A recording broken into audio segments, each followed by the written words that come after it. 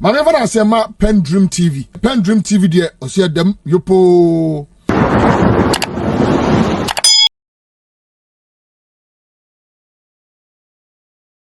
Yes, what was your involvement? At the board level, over. All right? So, and it means, but if you're not careful, okay, when you have a situation where, okay, you want majority in Ghanaian hands, but if the individual Ghanaian entities are split all over the place, the foreign minority shareholder who was entitled to 49% can just pick you, Bola, with 10%, and then at the board level overturn the philosophy behind the president or the intent. 51%. Absolutely. Okay? So the advice I've given to the man, look, make sure that you all the Ghanaians in there do a JV in line with, and there's an advice I can give you as a friend. If you ask me for advice, I can give you advice so that you don't overstep the president's intention of it being majority Ghanaian owned. It is, and as a lawyer, as a corporate lawyer, I do a lot of mergers and acquisition. I understand. So if you come to me, even for free advice, I can give you a good advice. If you come to me and you say that, okay, it looks like they are collapsing it, and that you think you should be compensated, yeah, and you say some numbers, 60 or 40. So that's what your friend told you? No, I'm just saying, if you come to me and you say so, I could say yes, I can take the message along. You want me to go and tell someone because you know you are my friend and you know I know them? I can take that. I say, okay, what can I say? I can go and tell them.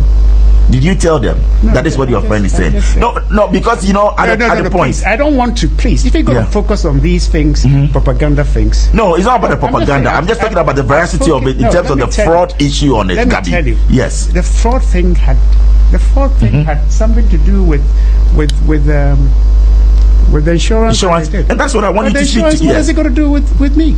Because it's all part of the PDS issue. So but I was not a shareholder of PDS. Your friend was in there that you advised. Yes. You, the same way you come to me for help.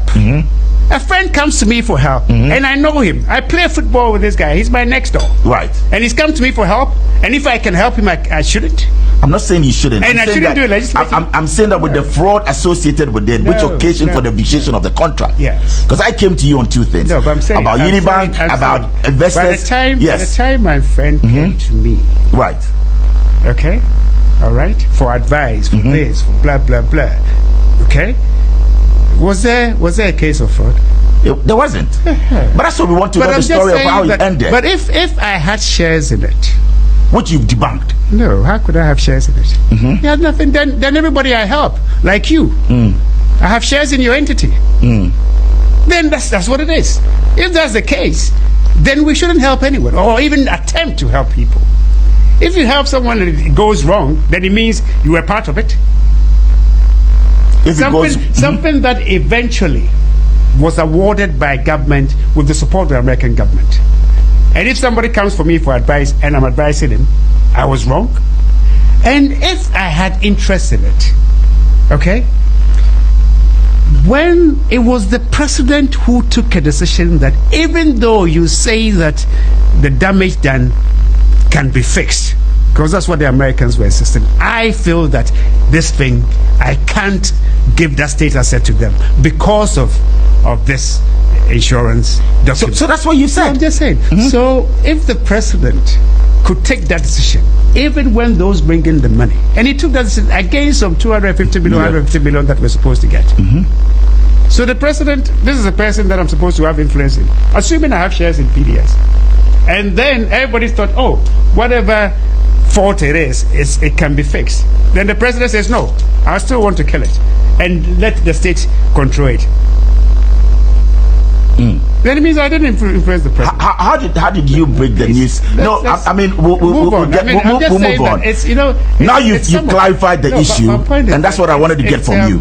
I try not to, I always... Don't be emotional. I'm not emotional. Okay. I always felt that I will wait until this government is over. Before you talk about it. Yes, because, whatever you say now, people won't... And, let me tell you something. Go ahead, Gabby. You see a liar There's one particular word that Gabby uses a lot. The president's intent. The president's intent. Now, who is going to make sure the president's intent is realized? Our word we use, he has stuck to those words. A friend, advice, president's intent. If you don't take your time, or you're a criminal from childhood. So he's very careful the way he chooses his words, because when he said in the future, it could be used against him. These three words: advice, president's intent, and then I give a help. Words like this, especially, he always uses the president's intent. Always. So he's shifting everything that he does to the big office, because you cannot question the president. So anytime you ask him the president's intent, even in the WhatsApp group. Now, see, when he was speaking, he said he was advising Ayensu to go into a JV, joint venture. He advised Ayensu, say the PDS deal, Ayensu should take a joint venture trip. That is much better. It was just an advice. Only there, since you're a lawyer, you be free. So he gave Ayensu that advice that why don't you do a JV, a joint venture, and then a special purpose vehicle, or suggest advice. You see where it's coming from? Every single thing that he was part of, you need to understand. Say Gabby, a dear PDS, a water geminity. That is why strategically, power man portfolio biya. So he sits back and then he plans the crime, and then he sets people to go in there, feed on us, and he'll be there. Oh, I advised. Oh, you saw me in there. What does it mean? I am not a government official. Oh, I'm not a politician. He uses those words because whatever you say, but with this audio and this chat, it implicates him. Now, Utie Gabby will say he was not a shareholder.